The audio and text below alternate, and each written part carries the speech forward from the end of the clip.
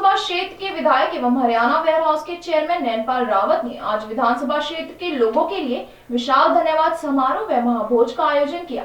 इस मौके पर 104 गांव की सरदारी सहित विधानसभा वासियों ने शिरकत की और महाभोजन ग्रहण किया। विधायक नैनपाल रावत द्वारा अखंड रामायण व माता की चौकी भी आयोजित की गई, जिसमें समस्त विधानसभा के लोगों ने भाग लिया। इस अवसर पर विधायक नैनपाल रावत ने असीम स्नेह देने के लिए अपने विधानसभा क्षेत्र के लोगों पर पुष्प वर्षा कर उनका अभिनंदन किया और अपनी मन की बात साझा करते हुए कहा कि पृथ्वी की जनता ने उन्हें जो सम्मान व प्यार दिया है उसका कर्ज वे कभी नहीं चुका पाएंगे। इस मौके पर काफी संख्या में महिलाएं व साधु सन्यासी भी मौजूद रहे। विधायक नैनपाल रावत ने सभी सन्यासियों का सम्मान कर उन्हें दक्षिणा भेंट करते हुए क्षेत्रवासियों के सुख समृद्धि का आशीर्वाद लिया। इस मौके पर नगाड़ा टीम व बीन पार्टी ने आए हुए लोगों का उत्साह बढ़ाया। इस मौके पर विधायक नैनपाल रावत ने कहा कि निर्दलीय चुनाव लड़ने पर पृथ्वी की जनता ने उन्हें चंडीगढ़ भेजने का काम किया और कोरोना के चलते वे जनता का आभार व्यक्त नहीं कर पाए थे, इसीलिए उन्होंने आज धन्यवाद समारोह आयोजित कर क्षेत्र की जनता के लिए महाभोजन का आयोजन किया है। उन्होंने विपक्षियों द्वारा इसे शक्ति प्रदर्शन की संज्ञा देने पर कहा कि उन्होंने वह उनकी जनता ने विधानसभा चुनावों में ही शक्ति प्रदर्शन कर दिया था, इसीलिए अपने क्षेत्र की जनता को शक्ति प्रदर्शन कर दिखाने की उन्हें कोई आवश्यकता नहीं है। साथ ही उन्होंने कहा कि 2.5 वर्ष में कोरोना के चलते विकास काफी प्रभावित हुआ है, परंतु अब से कोरोना के मामले कम हुए हैं। उन्होंने विकास को लेकर कवायद तेज कर दी है। यूक्रेन में फंसे भारतीयों को लेकर विधायक ने कहा कि देश की जनता को पीएम मोदी पर पूरा विश्वास है तथा हरियाणा के भारतीयों को वापस लाने के लिए भी मुख्यमंत्री मनोहर लाल काम कर रहे हैं। उन्होंने कहा कि पीएम मोदी के नेतृत्व में देश विश्व गुरु बनने की राह पर निरंतर अग्रसर है और यूक्रेन में तिरंगा जिस तरह से भारतीयों का सुरक्षा कवच बना है उससे हर भारतीय गौरवंती महसूस कर रहा है। क्या इसका उद्देश्य था, क्या जनता को संदेश देना चाहेंगे? देखिए, उद्देश्य केवल इतना है कि ये मेरी जनता जनार्दन है, परमात्मा के रूप है ये मेरे लिए, क्योंकि जिस दिन मेरी नैया डूब रही थी तो इन परमात्मा के रूप लोगों ने, माताओं बहनों ने, बुजुर्गों ने, युवाओं ने और छोटे बच्चों ने भी एक ऐसे मेरी कश्ती को आके संभाला और न केवल कश्ती को संभाला, इन्होंने मुझे हेलीकॉप्टर में बिठाकर एक निर्दलीय चुनाव लड़ना और लड़ाना, ये अपने आप में बहुत बड़ी बात है। तो इनका मैं अपने आप को भक्त समझता हूँ, इनका सेवक समझता हूँ, इसलिए इनका धन्यवाद करने के लिए, क्योंकि कोरोना काल के कारण जैसे ही इन्होंने चुनाव जिताया, कोरोना की वजह से मैं इन लोगों को ना बुला के धन्यवाद कर सका, ना मैं इनको कोई भोजन वगैरह दे सका।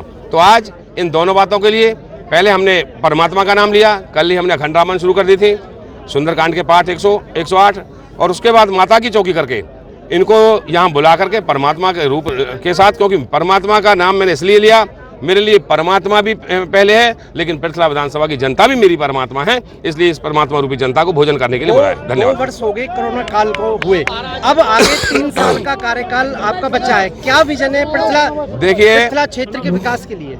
हर व्यक्ति की इच्छा होती है कि जिन लोगों ने उनको एक ऐसी जगह दी है, एमएलए के रूप में बनाकर भेजा है, तो मेरी भी ये भारी इच्छा है कि हर हाल में पृथ्वी विधानसभा की हर व्यक्ति का विकास के साथ साथ हर व्यक्ति का व्यक्तिगत भला भी करूंगा और जो विकास के कार्य हैं निश्चित तौर पर उनको भी पूरा करूंगा।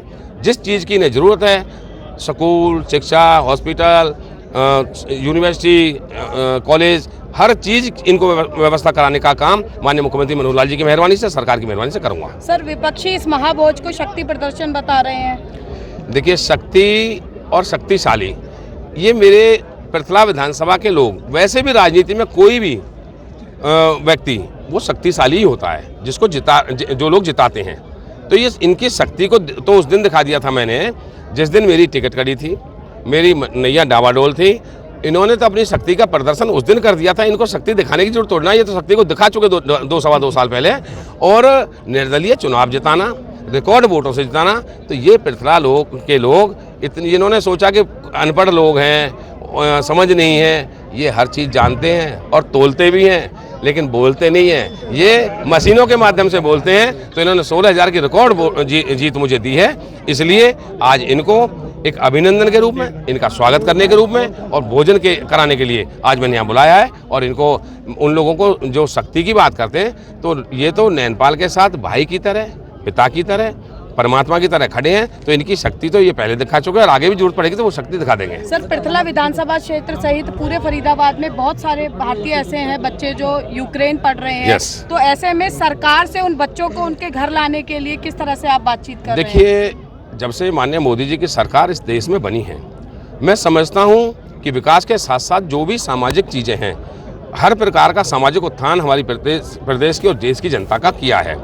चाहे आप कोरोना महामारी को ले लो, जिन्होंने 150 करोड़ लोगों को टीकाकरण करके जो सबसे कम हमारे यहाँ महामारी नुकसान कर पाई, जो लोग अपने आप को देश अपने आप को बहुत विकसित मानते थे, आज उनको भी पछाड़कर माननीय मोदी जी ने न केवल महामारी से बचाने का एक सफल प्रयोग किया है, उसके साथ साथ जो हमारे भाई हमारी बहन जो स्टूडेंट थे या अन्य कोई वहाँ सर्विस कर रहे थे, उनको 319 लोगों की एक फ़्लाइट वहाँ से आ गई है। और बाकी को भी मैं उनको प्रधानमंत्री जी को इस देश के लोगों की तरफ से उनको धन्यवाद भी देता हूं कि ऐसे संकट की घड़ी में जहां युद्ध चल रहे हो, जहां परमाणु की बात हो रही हो, तो उनको भी दरकिनार करते हुए अपने लोगों को बचाने का जो कार्य सराहनीय कार्य किया है। और निश्चित तौर पर जो बाकी के लोग बचे हैं उनको भी सहमति से निकाल दिया जाएगा। सर, यूक्रेन में भारत का तिरंगा सुरक्षा कवच बन गया है, कितना गौरवान्वित भारतीय होने के नाते महसूस कर रहे हैं? देखिए, निश्चित तौर पर हमें भारतीय होने पर गर्व है। और जब से माननीय मोदी जी इस देश के प्रधानमंत्री बने हैं, प्रदेश के मुख्यमंत्री माननीय मनोहर जी बने हैं, हम अपना गर्व से सर उठाकर चल सकते हैं। भारतीय, इससे पहले भारतीयों की स्थिति जब पहली सरकार नहीं थी तो देश में कुछ और ही प्रकार की थी। हमारे जो देशवासी थे वहाँ ऊंचा सर उठा के नहीं चलते थे, सीना तान के नहीं चलते थे।